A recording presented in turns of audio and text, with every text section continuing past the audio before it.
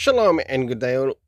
This is Tehillim29 or T29 back again for DC comic reviews, and for these DC comic reviews I'm covering issue 1072 of Mark Waid's Action Comics and also Superman issue 19 by Joshua Williamson.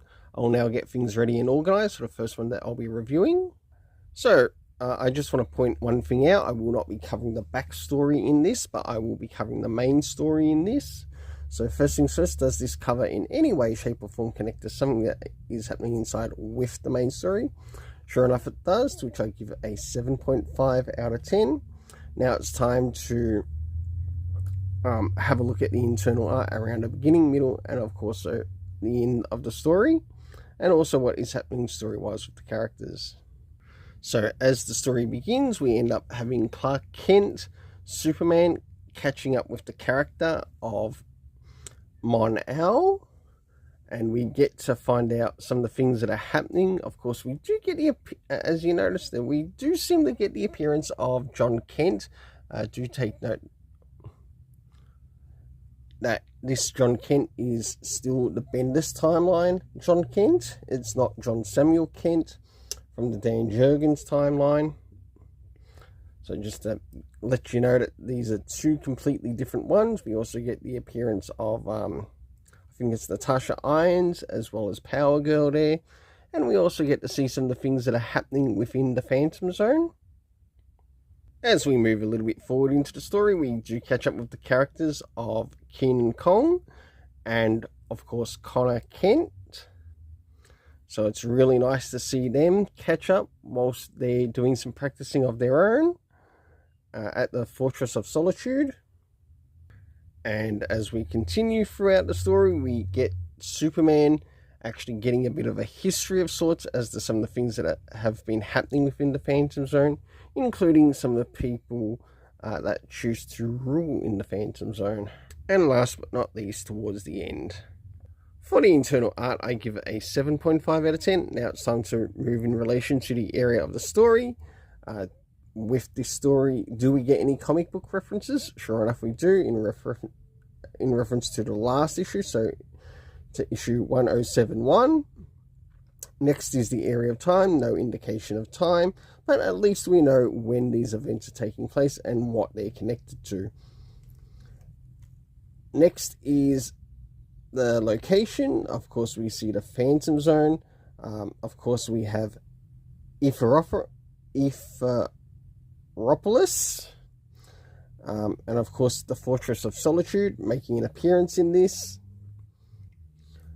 The cast of characters consisting of Clark Kent, Superman, Mon-El, Keenan Kong, and of course Connor Kent. For the overall story rating in this, I give a 7.5 out of 10. Now it's time to move into Superman issue 19 by Joshua Williamson. So as we move into Superman issue 19 by Joshua Williamson, does this cover in any way, shape or form connect to something that is happening inside with the story? Sure enough it does, to which I give a 7.5 out of 10. Now it's time to move in relation to the area of the internal art and also what's happening story-wise with the characters.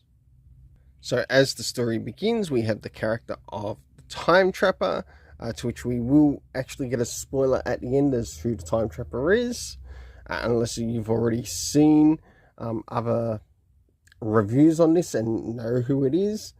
Well, there's no need to give it away until the end anyway.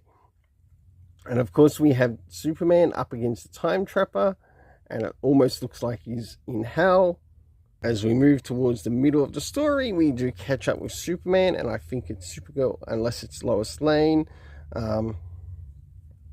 Something I tried to pay attention to within the story, but sometimes how some of these things work don't quite work out really well with some stories. We get to see some of the things that take place, and it's really nice to see Superman being Superman and helping those who need help. Until last but not least, we finally get the big reveal as to who the Time Trapper is. Of course, it's Doomsday. Oh, I must point out as well, one thing that people forget about Doomsday, even though Doomsday was created by Darkseid, he was also killed off by Darkseid in the original interpretation. Since then, the character has changed a bit throughout the iterations. So for the internal art, I give it a 7.5 out of 10. Now it's time to move in relation to the area of the story. In relation to the area of the story, did we get any comic book references to any previous issues? No, we didn't. Next is the area of time. We had, of course, now and also the end at the very beginning of the story, which seemed to be like the end of somewhat time for Superman and the Time Trapper. The next we had the locations of Metropolis, Supercorp, and Supercorp. Next we had the cast of characters of Clark Kent Superman, Lois Lane, Jimmy Olsen, really nice to see Jimmy Olsen, Lex Luthor, of course the Time Trapper, who turned out to be Doomsday. The overall story rating in this is a 7.5 out of 10.